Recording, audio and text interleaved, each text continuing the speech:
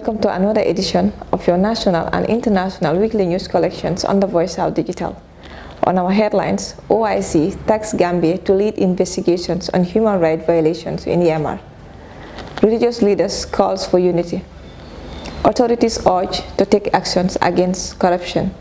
On our international headlines, ex-German nurse sentenced to life imprisonment. With this and more coming in this edition of your weekly news recap, with me, our Biba.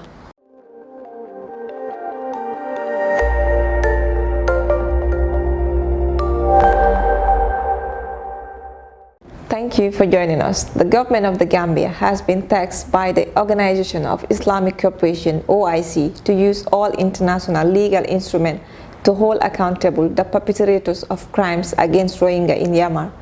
According to a press statement from State House, the 2019 Marcus Summit asked the Gambia to lead a strong and hoc ministerial committee to take immediate measures to launch the case at the International Criminal Court on behalf of the OIC. Salanjai has more details. In a communique issued by the Muslim leaders upon completion of the summit, the OIC insists on the need for thorough international, independent and transparent investigations into the human rights violation in Myanmar. This includes sexual violence, aggression against children, and to hold accounts to all those responsible for these brutal acts in order to bring justice to the victims. The summit also called for all stakeholders to ensure free and unrestricted access to humanitarian assistance for affected persons and communities. At the gathering at the holy city of Mecca, His Excellency President Adama Barrow was amongst other world leaders from Muslim countries who affirmed their support for the Palestinians' right to statehood. The summit said that Palestinians must attain their inalienable national rights, which includes their rights to self-determination and the establishment of an independent and sovereign Palestinian state on the 1967 borders with Jerusalem as its capital.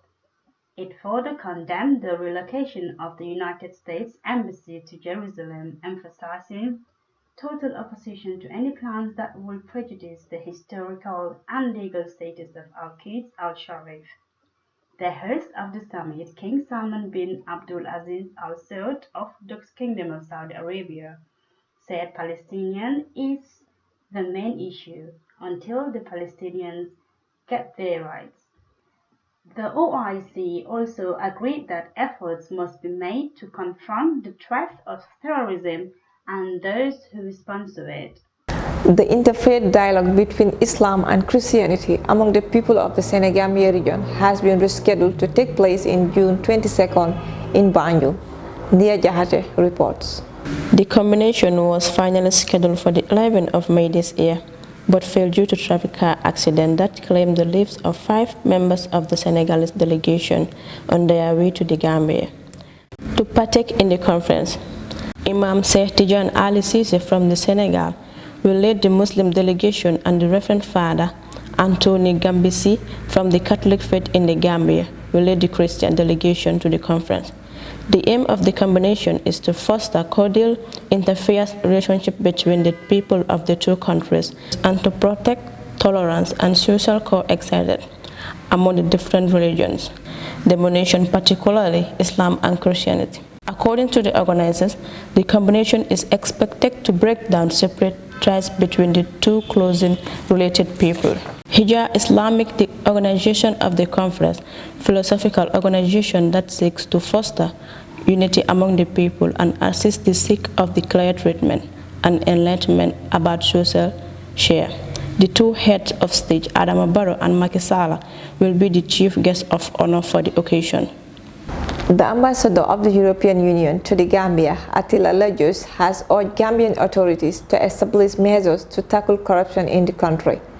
The EU representative in the Gambia said this on Friday during the launching of the Regional Competition Authority, a body mandated to regulate inter- and intra-trade within the countries in the region.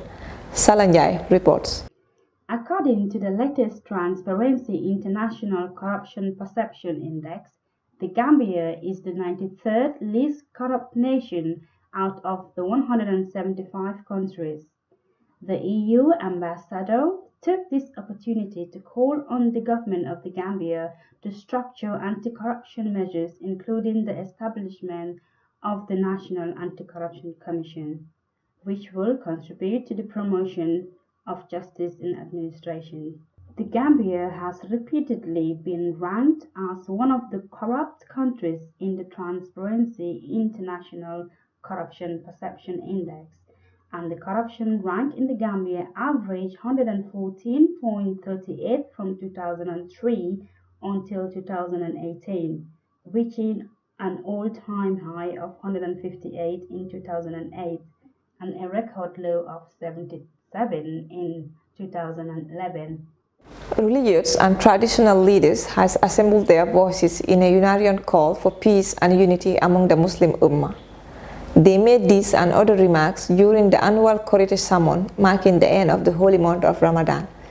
According to them, Ramadan is like any other month in the world, and that people, particularly Gambians, should not allow politics, religion, and ethnics to divide us. The United Nations Peace Building Fund has allocated $10 million to support the government of the Gambia in transitional justice, security sector reforms, and coordination capacities of the government following a change of government in 2017.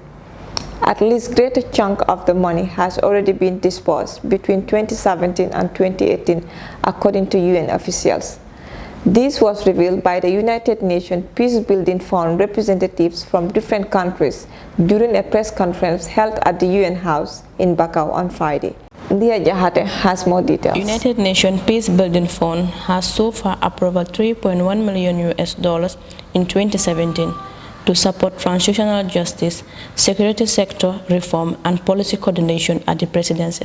It says Peace Building Fund is also the main sponsor of the Truth, Reconciliation and Reparation Commission TRC in the Gambia. Approval has been guaranteed of the Gambian Peace Building Fund, requiring a pledge of $20 million covering a period of 3 years, 2018-2021.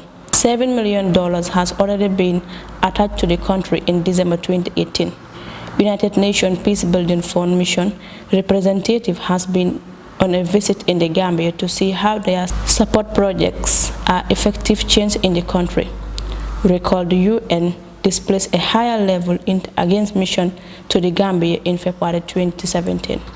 In consultation with a new government, the mission ability the main challenges to peace development and human rights and identify possible areas of UN support based on the government. The mission report recommended relationship intervention in support of transition justice, security sector reform, and coordination capacities of the government. Dia Jahate report. Now we take a look at news beyond our borders.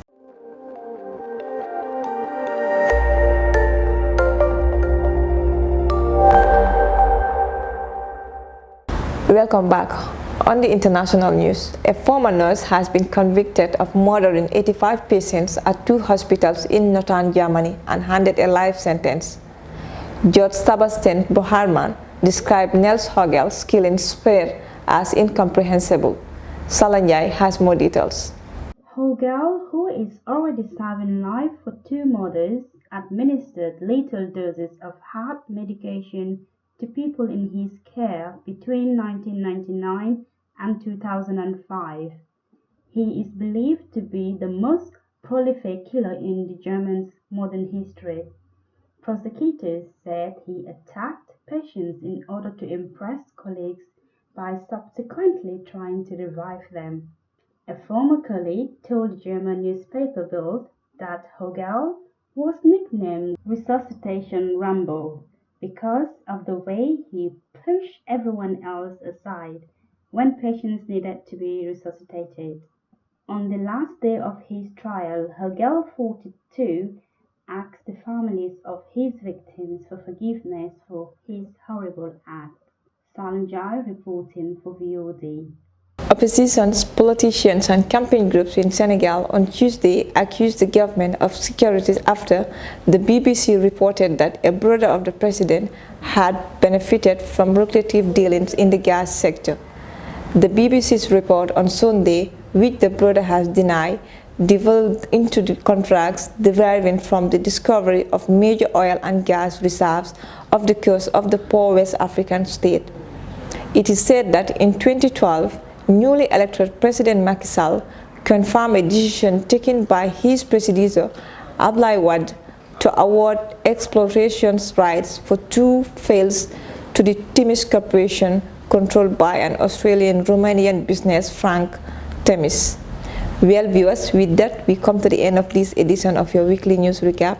Thank you for joining us. I was your presenter, our Biba. Until we come your way next weekend on the same platform, Voice Out Digital. Have a pleasant evening.